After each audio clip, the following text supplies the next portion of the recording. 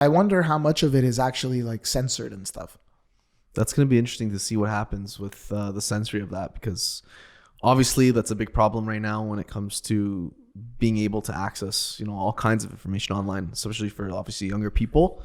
But yeah, there's a lot of censoring happening, especially on social media and those kind of things. So we'll see how they... You agree with the censorship? Because I know you vote liberal, right? I don't vote liberal.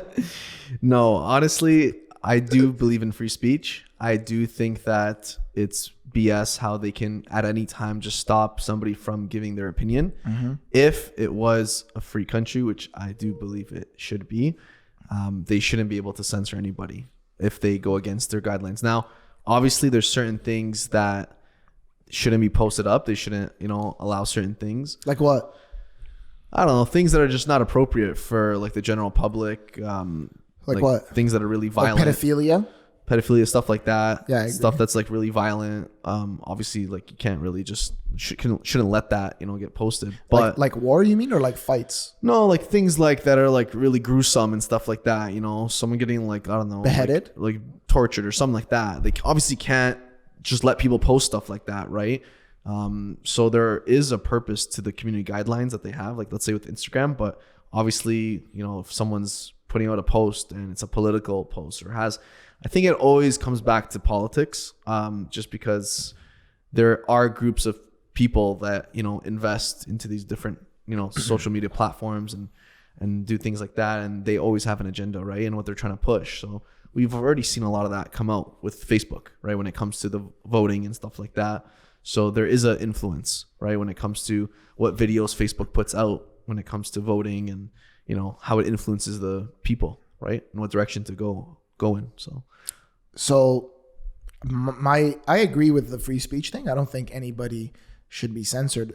I think if you're going to censor somebody though, it's, like Al-Qaeda or someone like that. Yeah. Like terrorists. Like, you're going to deplatform Trump when what has Trump done that, compared to Al-Qaeda, terrorist groups or ISIS, and they're using Twitter.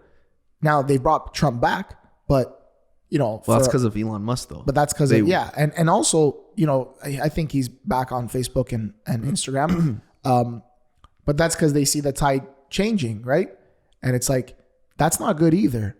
I don't want you to now censor, as an example, Democrats or liberals. I don't want you to censor them because the tide is changing and people don't want to be, all for this woke stuff or whatever. And so now these companies in real time are seeing this change and they want to go with that trend. No, like leave it open. Well, it's free speech. Well, Twitter executives were getting questioned. I forgot when this was. Oh, this is recently. The committees. The committees. You saw that? How they're like, how did you take me or a doctor with a PhD, and they're telling you this about this medical thing, and so you think you know better, and you're just going to go them. But are you a doctor? Them. Yeah. Because you're saying misinformation. Are you a doctor? No.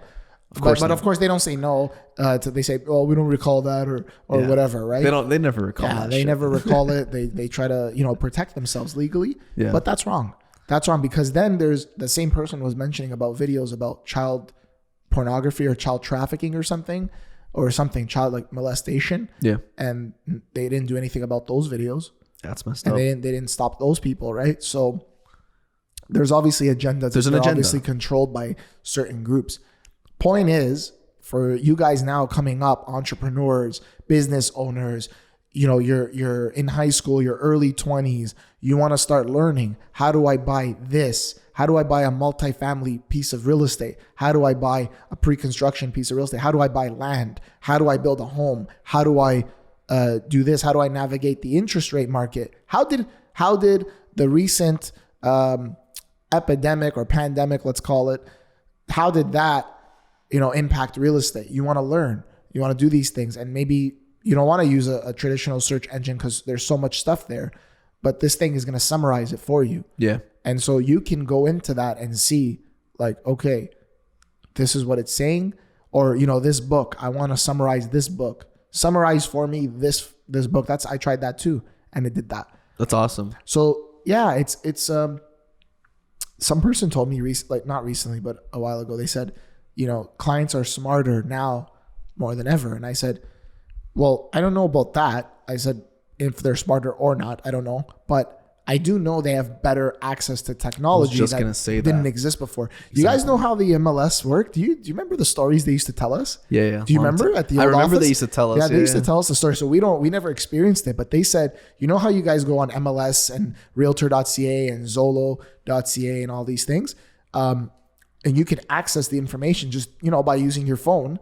But when it came to back in the day before the internet, every morning, every real estate office would get one copy of all the new listings. That's so crazy. Of all the new listings that hit the market.